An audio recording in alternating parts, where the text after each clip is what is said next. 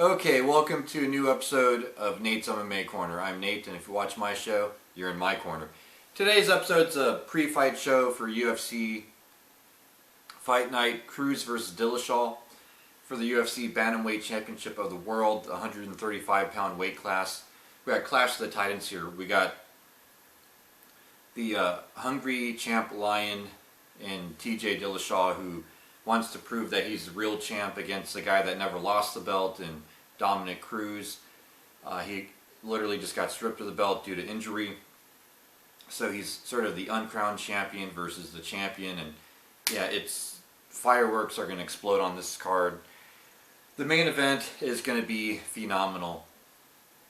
TJ Dillashaw has excellent footwork, excellent striking, excellent wrestling, submission defense for ages. Dominic Cruz, great at breaking down fights as an analyst, great at striking, great at his footwork, really fast. I would say he's slightly faster than TJ Dillashaw. With that said, I got Dominic Cruz. Okay, so this is the pre-fight show for the main card, and I'll give my predictions. And yeah, I had you there for a second. So yeah, this is the main event, and we have these two going at it, and I got Dominic Cruz winning the title back. I think he gets it done. Second round knockout. It's going to be explosive in the first round, and I think eventually the speed and the heavy hands and quick hands of Dominic Cruz will get it done, and he will rock TJ Dillashaw, because I think TJ Dillashaw can be stopped. You know, he's a great champion, he's a great fighter, and I give TJ Dillashaw probably 35 to 40% chance of winning this fight, and then the rest obviously goes to Dominic Cruz. Dominic Cruz, he's just hungry for that belt back. He's motivated, he's had time to rest, and I think the time off has been more beneficial to him than gone against him. When he took out Takeya Mizugaki, who was at the time the number 5 ranked bantamweight in the UFC. I mean, he had a long layoff there, and he just steamrolled right through him. So this fight, I have Dominic Cruz winning, second round knockout. Then in the co-main event, we have Anthony Showtime Pettis versus Eddie Alvarez.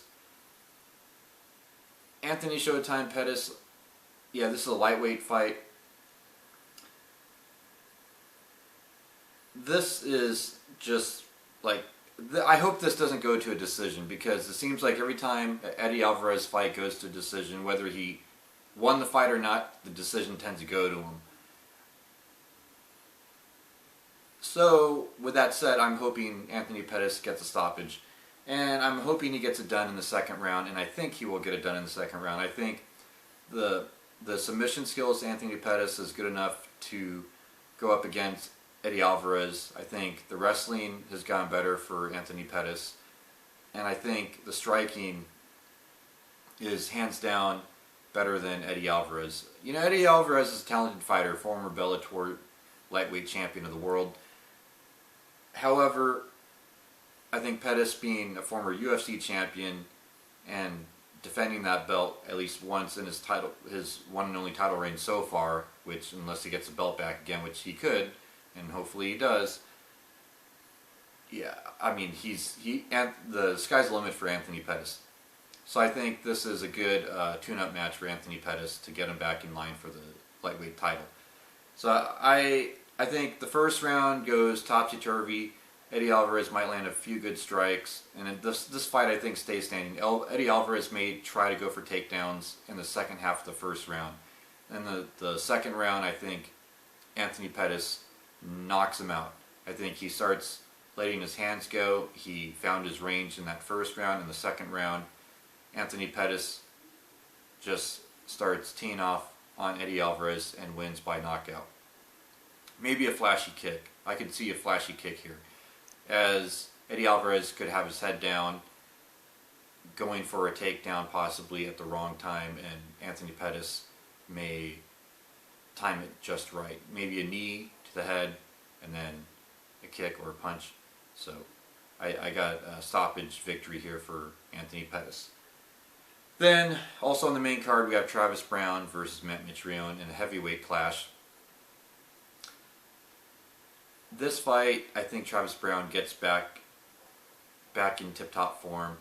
Matt Mitrione, talented heavyweight veteran of the UFC, has fought a who's who list. However, it seems like when Matt Mitrione gets to that level against a top 5-10 guy, that's where things really get rocky for Matt Mitrione.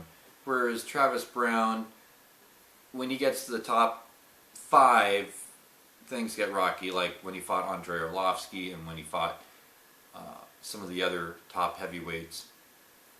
Well, like Verdum, before Verdum was champion. Yeah. So I think Travis Browne gets it done quick here. I think it's a first round knockout. This is a no-brainer. I think he finds his range quick and early in this fight, uses some good reach, good height, and gets it done.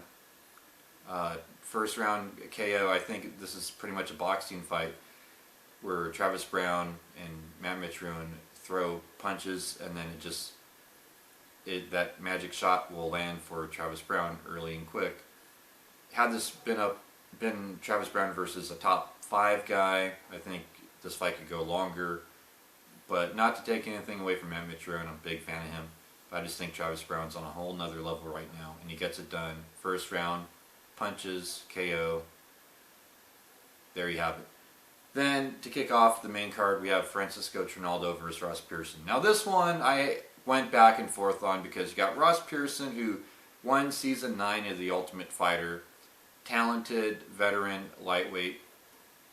Tried his luck at featherweight, but really is a natural lightweight. Should stay at lightweight. We all know he got robbed in the Diego Sanchez fight. We all saw it. There's so much controversy with that. And the UFC even said they would treat it like as if it was a win for Ross Pearson. But that said, Francisco Ronaldo, I think, is on a whole nother level, though. Francisco Ronaldo, I mean, this guy, you don't count him out. I mean, I've counted him out in the past, and boy, was I wrong. This guy can grapple. This guy can strike. He's one of the most talented Brazilians in the lightweight division right now, I think. And he's pretty hungry for top-tier opponents. And I don't know about a title shot, any in the near future, but, things are looking good for Francisco Ronaldo, I think, in this fight. So I got Francisco Ronaldo by decision. I think he tees off on Ross Pearson and then goes for takedowns and submission attempts. And Ross Pearson defends submission attempts, especially in the second and third round. And it's just a domination for Francisco Ronaldo. But I think if Ross Pearson gets it done, it's in the first round, but I don't see him getting it done in the first round. But I do think Ross Pearson could possibly win the first round, but then, this could stay stand up in the first round, but then the second round, Francisco go for those takedowns and work his killer jiu-jitsu skills, and then second round do the same thing. And we're going to see Francisco on top of Ross Pearson, going for arm bars, going for guillotines, going for rear naked chokes. And I see this 29-28 unanimous decision, if not 30-27 for Francisco Ronaldo. So there you have it. There's my predictions on this main card. Stay tuned for my next episode, which will be a post-fight for this card. And until then, see ya.